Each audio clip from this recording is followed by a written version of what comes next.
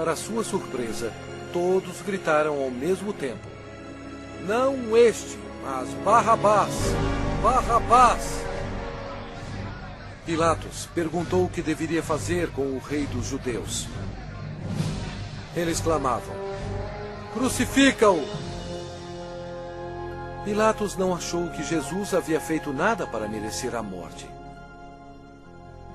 Pensou que se mandasse açoitar Jesus, agradaria a multidão, e então poderia soltá-lo. Assim Jesus foi levado pelos soldados e açoitado. O Senhor Jesus estava em total controle da situação. Cada estágio da crucificação havia sido planejado no céu por Deus, o Pai, Deus, o Filho e Deus, o Espírito Santo, antes mesmo da terra existir. Eles amarraram as mãos do Salvador a uma viga de madeira e o açoitaram, cumprindo a profecia: "Ofereci as costas aos que me feriam."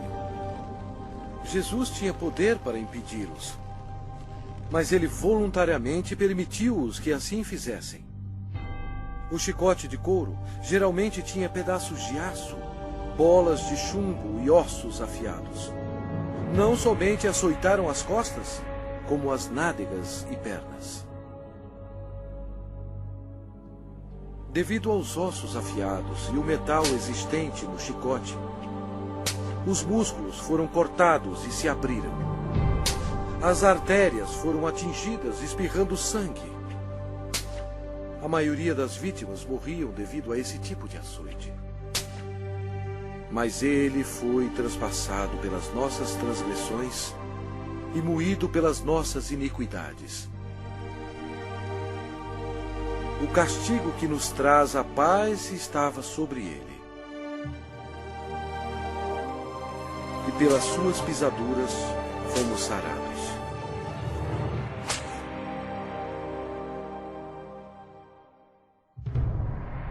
Lembram-se quando Deus amaldiçoou a terra com os espinhos devido ao pecado?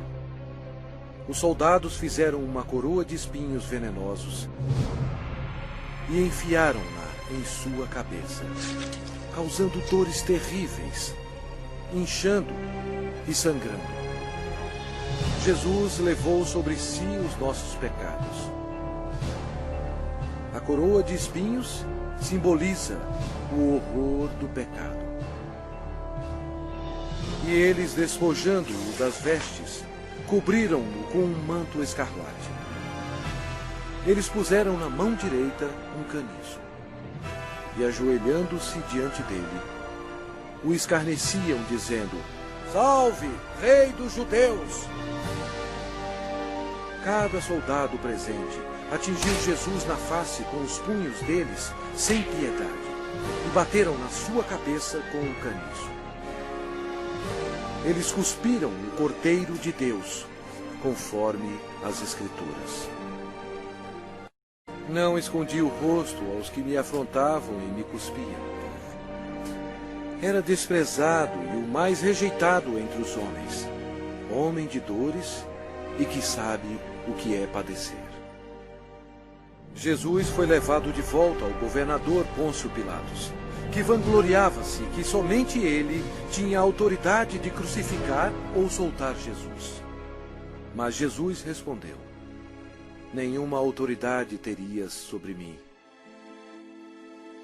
se de cima não te fosse dada." Jesus havia dito anteriormente: "Eu dou a minha vida para a reassumir. Ninguém a tira de mim. Pelo contrário, eu espontaneamente a dou." A partir deste momento, Pilatos procurava soltá-lo, mas os judeus clamavam: "Se soltas a este, não és amigo de César? Todo aquele que se faz rei é contra César." Satanás se apoderou das emoções da multidão, enchendo-as de ódio contra Jesus. Satanás pensou estar em completo controle, mas ele não estava. Sem saber, Satanás era um fantoche nas mãos de Jesus. Ele estava completamente esquecido que suas ações estavam cumprindo a profecia da Bíblia.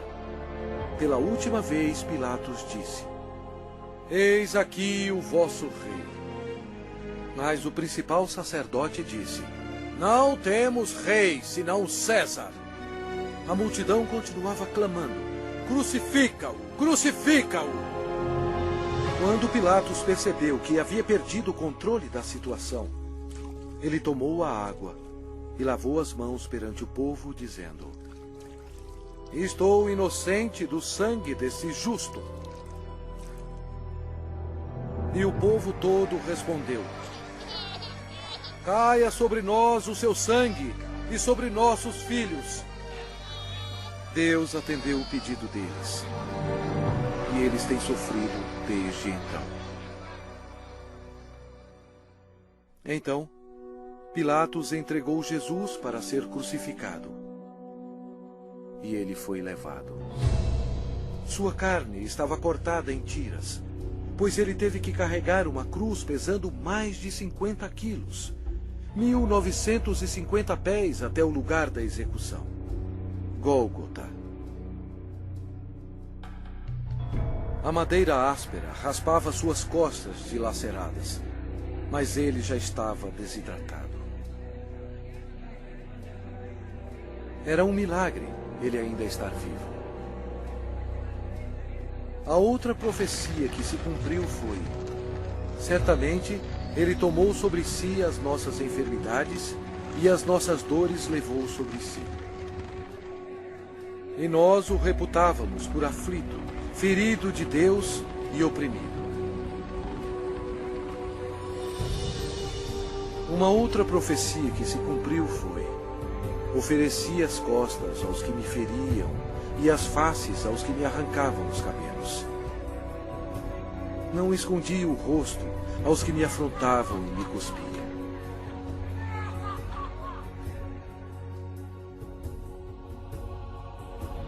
Deus deixou o céu por amor e piedade, a fim de carregar os insultos, mentiras e ódio de sua criação,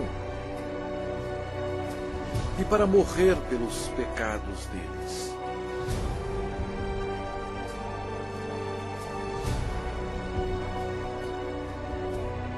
Os anjos observaram aterrorizados. Agora sua face era cheia de tecido rasgado. Os espinhos causaram muita inchação e uma infecção dolorosa, estando quase totalmente cobertos de carne inchada, que ele não parecia mais como um homem. Centenas de anos antes deste acontecimento, o salmista profetizou essas palavras sobre o Senhor Jesus: "Cães me cercam, uma súcia de malfeitores me rodeia. Transpassaram-me as mãos e os pés."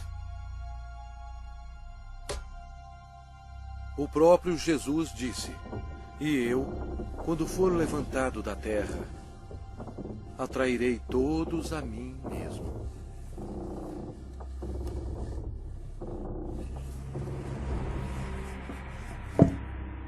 Ninguém tem maior amor do que este, de dar a alguém a própria vida em favor dos seus amigos. Com ele crucificaram 2 ladrões, um à sua direita e outro à sua esquerda. E cumpriu-se a escritura que diz: "Com malfeitores foi contado." Os soldados disputavam as roupas do Senhor. Jesus, tão bom, foi humilhado, tendo sido desprovido de suas vestes e desnudo perante o mundo. Jesus olhou para os seus torturadores e orou: "Pai, perdoai-lhes, porque não sabem o que fazem."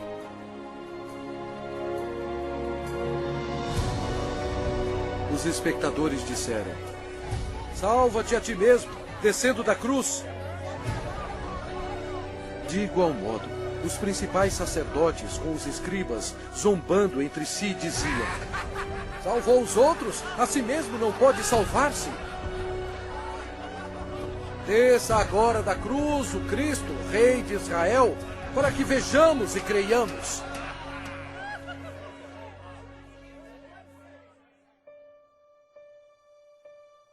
O horror da crucificação foi descrito em termos médicos por um médico qualificado que disse: esta foi a morte mais agonizante que um homem podia aguentar.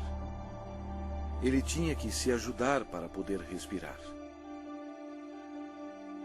A dor pungente causada pelos cravos, atingindo o nervo mediano nos pulsos, espalha pelos seus braços, indo para o seu cérebro e descendo pela sua coluna dorsal. O cravo, penetrando através dos nervos entre os ossos metatársicos do pé, sacode seu corpo ereto. E os músculos da perna se convulsionam e jogam seu corpo para baixo, remetendo-o contra a cruz.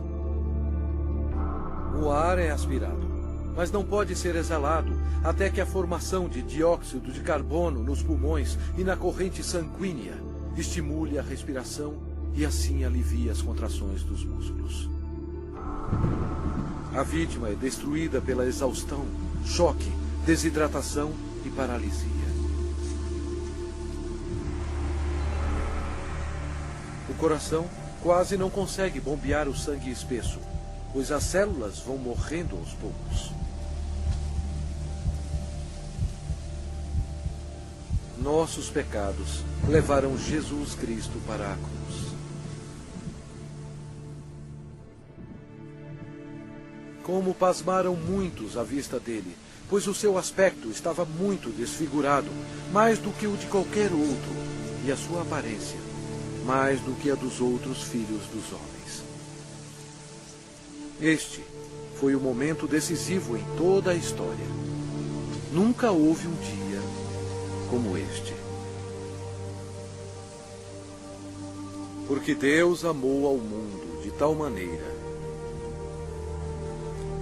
que deu o seu Filho unigênito para que todo o que nele crê não pereça, mas tenha a vida eterna. O sangue que Jesus derramou na cruz, naquele dia tenebroso, não era sangue humano. Era o sangue precioso de Deus, o único que poderia tirar os nossos pecados. Por que Jesus passou por tudo isto? Por você. Ele o ama.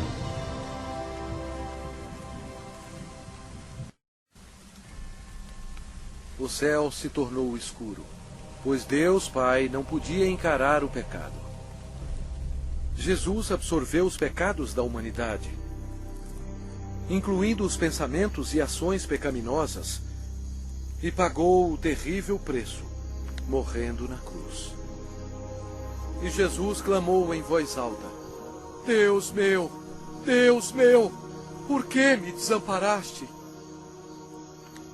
Eis o Cordeiro de Deus, que tira o pecado do mundo. Logo antes de Jesus morrer, ele bradou: está consumado. Todo o trabalho necessário para nos salvar havia terminado.